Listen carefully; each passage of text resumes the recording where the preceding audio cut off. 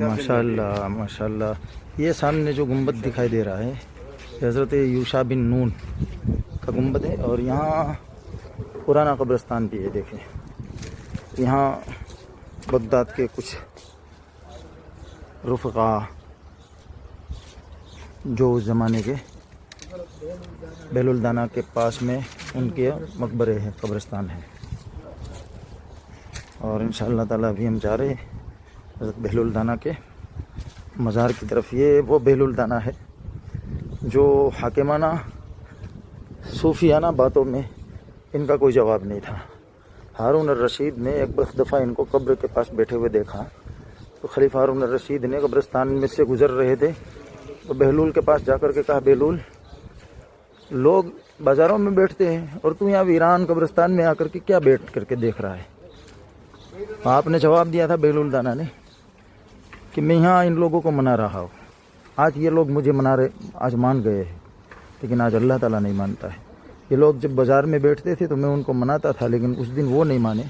اب یہ مجھے بول رہے ہیں کہ تم اللہ کو منا لو، لیکن آج اللہ تعالیٰ نہیں مان رہا ہے. ہارون الرشید سے جواب دیا، آپ محلوں میں رہتے ہیں، بالآخر آپ کو آنا تو ادھر ہی ہے نا، ادھر ملاقات سب کی ہو جاتی ہے.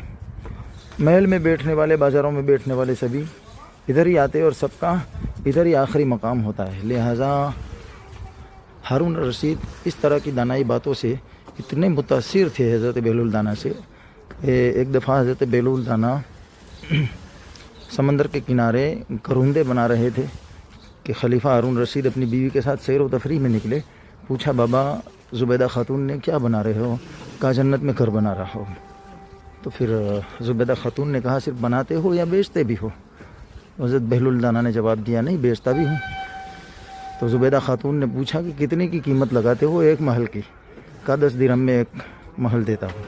زبیدہ خاتون نے ان کو 10 درہم دیے اور آپ نے وہ 10 درہم لیے ہاتھ میں اور وہ دریا میں پھینک دیے، اور ایک بنا ہوا گھروندہ تھا اپنی انگلی سے گرا دیا اور کہا کہ جاؤ، ہم نے تمہیں جنت میں محل دے دیا.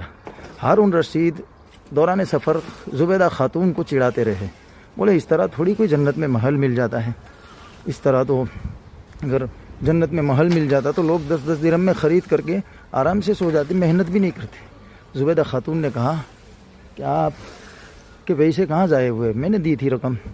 لہٰذا زبیدہ خاتون ہارون رشید کے ساتھ محل واپس آ گئے. رات کو ہارون رشید سوئے، خواب میں آئے. انہوں نے کیا دیکھا کہ حساب و کتاب کا دن مکمل ہو رہا ہے اور جنتی جنت کی طرف جا رہے ہیں.